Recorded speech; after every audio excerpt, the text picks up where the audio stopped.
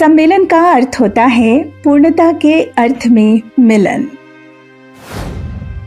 मानव जाति को इस धरती पर लाखों वर्ष जरूर हो गए हैं, लेकिन अभी भी मानव अपूर्ण है। उसे तलाश है पूर्णता की। सुख सुविधा के सभी साधनों से परिपूर्ण होने के बाद भी आज मानव अपने आप में अधूरेपन को और अधिक तीव्रता से महसूस करता है।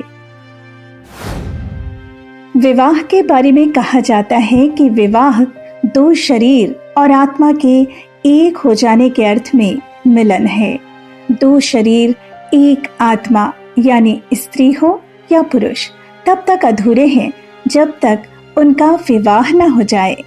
मानव परंपरा तभी रह सकती है जब स्त्री पुरुष परिवार व्यवस्था में जीते हुए अपनी संतान का पालन पोषण करें।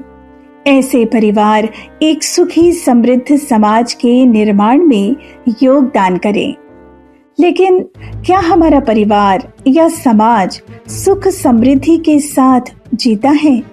क्या समाज में एक दूसरे के प्रति विश्वास बढ़ पा रहा है या घट रहा है? सबसे अहम बात ये भी है कि हमारा समाज पहले से अधिक संगठित हो गया या फिर टुकड़ों में बंट गया। प्रकृति के साथ हमारा संबंध मजबूत हुआ या लगातार कमजोर हो रहा है? यदि हम वर्तमान स्थिति का आकलन करें तो पाते हैं कि सुख सुविधा के तमाम साधनों के बावजूद मानव इस धरती पर अकेला होता जा रहा है, लगातार अधूरेपन की ओर बढ़ता जा रहा है। ऐसे परस्पर विरोधाभास से भरे वातावरण में कुछ लोग, कुछ परिवार एकत्र हो रहे हैं। मानव समाज की पूर्णता के अर्थ में मध्यस्थ दर्शन का अध्ययन कर पूर्णता की ओर अग्रसर हो रहे हैं। ऐसे परिवार प्रतिवर्ष मिलते हैं, सम्मेलन करते हैं। जीवन विद्या सम्मेलन, पूर्णता के अर्थ में मिलन।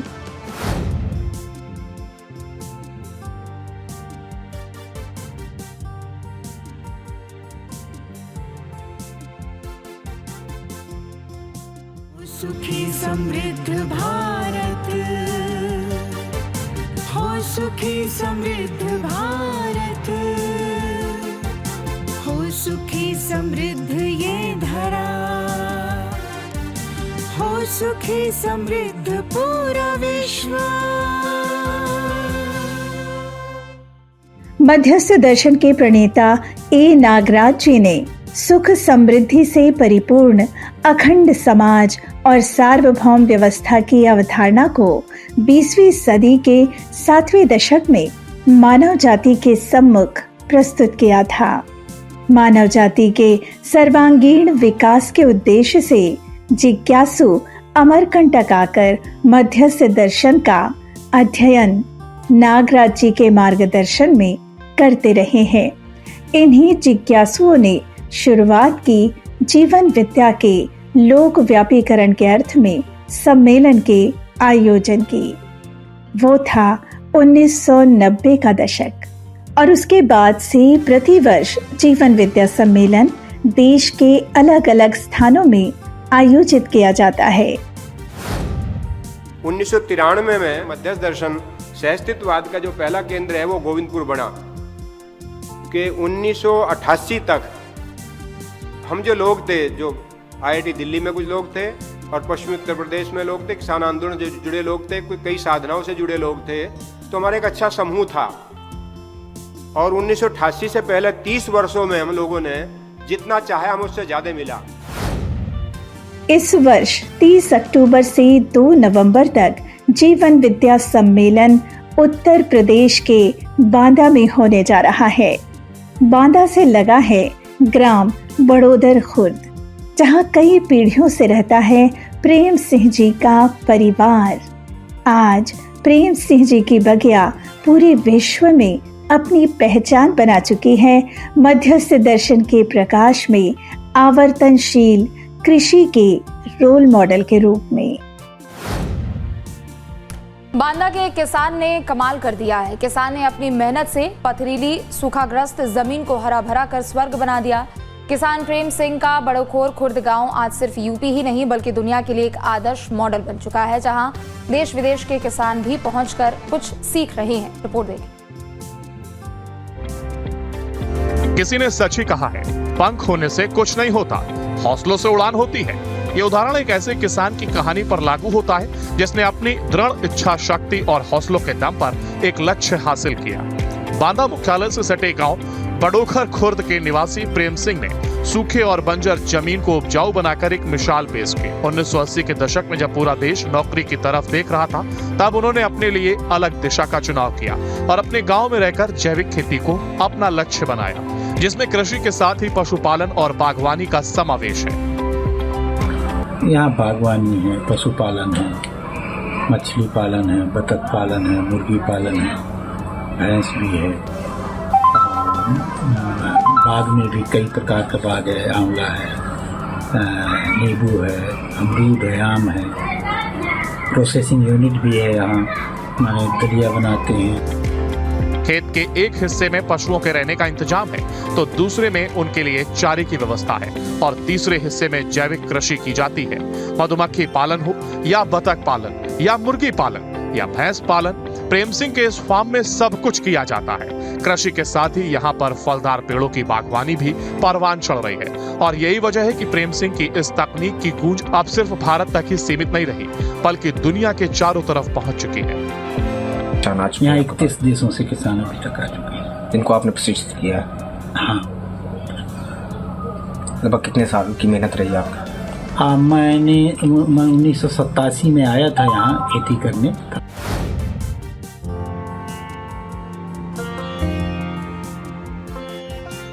1992 में श्री ए नागराज जी से मुलाकात हुई। ए नागराज जी मध्यस्थ दर्शन सह अस्तित्ववाद के प्रणेता हैं।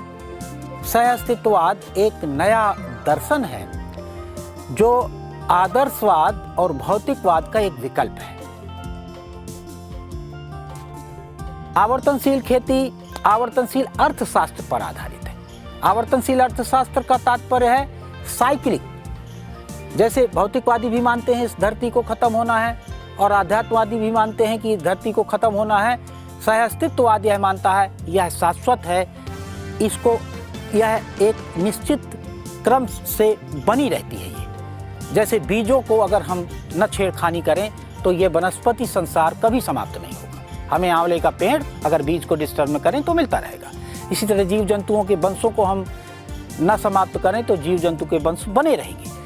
इसी प्रकार मनुष्य संस्कार अनुसंगी है तो संस्कार के आधार पर वो साइक्लिक बना रहता है और यही हमारे विकास का आधार बना। बांदा ऐसा केंद्र है जहाँ पे स्थानीय लोगों के साथ शुरू से ही संपर्क में रहे। बाबा जी का उधर जाना हुआ 90s के अंदर, मिड 90s में, मेरे ख्याल से 95 में पहली दफ़ा बाबा गए, है ना। सम्मेलन की वेबसाइट पे वो कहानी दी हुई है। तो बाबा जी उधर गए और उधर ग्राम स्वराज्य के लिए उन्होंने 7-8 वर्ष तक प्रयास किया, है ना। बुजुर्गों के साथ शिविर, महिलाओं के साथ शिविर, युवाओं के साथ शिविर, अलग अलग प्रकार से उधर खूब प्रयास हुआ, है ना। और उसके चलते वहाँ से प्रेम भैया, सुशील भैया, ये दोनों उभर के आए उसमें से, है ना। तो सामाजिक हमारा केंद्र जहाँ है, आप देखें पूरे देश भर में, तो वहाँ की जो लोकल पॉपुलेशन के साथ जो जुड़ाव वाली बात है, ये बांदा केंद्र में। तो क्योंकि बाबा जी उधर काम किए हैं स्वराज के अर्थ में, तो मेरे को लगता है कि उस दिशा में जो भी मूवमेंट होगी उधर भी उसका हमारे को असर देखने को मिलना चाहिए। इसलिए उसको देखने के लिए लोगों को आना चाहिए, है ना, कि स्थानीय लोगों के साथ जब जुड़ के काम हो। जैसे मैं देख रही आयोजन है, सब स्थानीय लोग मिल के कर रहे हैं भैया। उसमें से कुछ लोग मतलब विद्या के शिविर किए होंगे, कुछ तो नहीं किए होंगे, लेकिन जो भैया की बगिया, प्रेम भैया की बगिया, उसका जो उस क्षेत्र में प्रभाव है उसको लोग बहुत प्रेम से स्वीकारते हैं। मतलब सामाजिक है, सहयोगी हैं। प्रेम भैया की अच्छी छवि है। पिछले 5-7 वर्षों में भैया उनके अंदर भी व्यक्तित्व में काफ़ी चीज़ें देखने को आई हैं, उदारता खूब आ गई है। जीवन विद्या सम्मेलन में प्रतिवर्ष एक मुख्य विषय को लेकर 3 से 4 दिनों तक देश ही नहीं विदेश से भी जीवन विद्या परिवार के सदस्य अपने विचार रखते हैं। विगत वर्ष राजकोट में सार्वभौम शिक्षा का मानवीकरण की थीम पर बहुत ही गहरी चर्चा हुई थी। शिक्षा ही तो आधार है एक बच्चे के पूर्ण विकास के अर्थ में। स्वामी जी ने जब बड़ौदा के पास हमारा हरिधाम मंदिर आश्रम जो है वहाँ से यहाँ आने के लिए जब हमें आज्ञा करी, तब तो हमें कुछ पता नहीं था, लेकिन स्वामी जी महाराज ने ये बात बहुत स्पष्ट रूप से बताई थी कि समाज का हम पे ऋण है, धर्म और संस्कृति का हम पे ऋण है, राष्ट्र का, विश्व का हम पे ऋण है। ये तीनों ऋण अगर हम चुकाना चाहें तो शिक्षा से बढ़कर कोई माध्यम नहीं हो सकता। स्वामी जी महाराज की बात और बाबा जी की बात हम देखें तो कहीं ना कहीं वो आपस में मिल जाती है। तो बाबा जी भी जिस ज्ञान को, जिस फिलॉसफी को, जिस चिंतन को लेके उन्होंने इस ब्रह्मांड को उपकृत किया है, स्वामी जी महाराज जी कुछ ऐसे ही बात बताते कहते थे कि हमने संसार का त्याग किया, मोह माया, माता पिता, परिवार, और फिर शिक्षा संस्थान चलाना तो अपने आप में एक बड़ा संसार बसाने की प्रक्रिया है। तो एक संसार का त्याग करके नया संसार क्यों बसाने जा रहे हैं? और फिर उन्होंने बताया था कि ये जो हमारे ऊपर ऋण है, वो ऋण अगर चुकाना है तो शिक्षा के माध्यम से जो बच्चे हमारे पास आते हैं, भगवान जिन बच्चों को हमारे पास भेजते हैं, वो बच्चों को उनके जीवन निर्वाह की विद्या तो हमें देनी ही देनी है, लेकिन उनके साथ उनको कुछ ऐसी विद्या देनी है जिसके माध्यम से वो जीवंत मानव मंदिर बन जाए। इस बार की जीवन विद्या सम्मेलन की थीम है आवर्तनशील परंपरा का आधार है सुखी समृद्ध विश्व के निर्माण में। यह विषय आज के दौर में अधिक प्रासंगिक हो गया है, जब वैश्विक परिस्थितियां लगातार अनिश्चयता और अस्थिरता की ओर खतरनाक गति से बढ़ रही हैं। अगर हम मूल में देखें चीज़ों को तो पूरा का पूरा जो बाबा जी ने आवर्तनशील अर्थशास्त्र दिया है ना, उसके अंदर ये बात निकल के आती है। और इसी को आवर्तनशील अर्थशास्त्र के आधार पे ही बांदा में प्रेम भैया ने इस पे एक अभियान चलाया आवर्तनशील खेती का, और उसमें खूब अच्छी उनको राष्ट्रीय अंतर्राष्ट्रीय स्तर की सफलता भी मिली है। आवर्तनशील खेती काफ़ी जगह पे जा रही है, इंटरनेशनल जर्नल्स में उस पर छप चुका है, बाबा जी के नाम के साथ और मध्य दर्शन के नाम के साथ। तो इंटरनेशनली मैगजीन्स वगैरह में और चीज़ों में वो जा चुका है। उन्होंने टेड टॉक भी इस पर दिया है काफ़ी। तो आवर्तनशीलता पे ध्यान गया तो मेरा मन हुआ, ये मेरा ही थीम का विचार बना था, क्योंकि मेरे को लगा कि स्थानीय से जुड़ना ही है तो आवर्तनशीलता से जुड़ेगा। तो आवर्तनशीलता को जब ध्यान से देखा कि सहअस्तित्व का जो क्रियान्वयन का स्वरूप है, एक तो सहअस्तित्व हो गया सत्ता में संपर्क प्रकृति, पर उसका जो नेक्स्ट लेवल पे सहअस्तित्व जो इकाई का सहअस्तित्व है ना, वो पूरा का पूरा सहअस्तित्व में आवर्तनशील विधि से ही। तो कोई भी दो इकाइयाँ हों, चाहे पदार्थ अवस्था की या प्राण अवस्था की या पदार्थ प्राण की या मानव की, ये जो इसमें सहअस्तित्व का क्रियान्वयन होता है वो आवर्तनशील विधि से ही होता है। आवर्तनशीलता सिर्फ कृषि में ही नहीं, बल्कि परिवार, समाज और समूचे विश्व में मानवीय परंपरा का आधार है। खंडित परिवार या समाज या फिर राष्ट्र कभी पूरा नहीं हो सकता। इस अपूर्णता को पूर्ण करने के लिए ही इस बार का जीवन विद्या सम्मेलन बांदा में होने जा रहा है, जिसमें बांदा क्षेत्र के लोग पूरे उत्साह के साथ जुड़े हैं सम्मेलन की तैयारियों में। सम्मेलन का आयोजन जो शुरू से रहा, जो शुरुआती दौर में मैं देखता था, तो सामाजिक विधि से आयोजन होता था, सब लोग योगदान करते थे और आयोजन हो जाता था। तो वो मूल प्रवृत्ति सब जगह रही है ना। पर अब धीरे धीरे सम्मेलन बड़े हो गए हैं कि सामाजिक धन से उसको कर पाने का एक स्वरूप जो था वो उसमें धीरे धीरे संस्थागत धन आने लगा, या कोई एक दो चार लोगों का धन आने लग गया। तो प्रेम भैया का भाव ऐसा था कि इसको हम सामाजिक बैकग्राउंड से हैं, गांव में रहते हैं, हम इसको रखना चाहते हैं कि ये कैसे सामाजिक विधि से फिर से पूरा का पूरा किया जाए। उस क्रम में एक विचार उनका रहा। तो जैसे इस बार के सम्मेलन में खाद्य सामग्री का काफ़ी बड़ा खर्चा होता है, आप भी जानते हैं, है ना। मेरे ख्याल से पिछले सम्मेलन में 12-13 लाख रुपए भोजन पे लगे।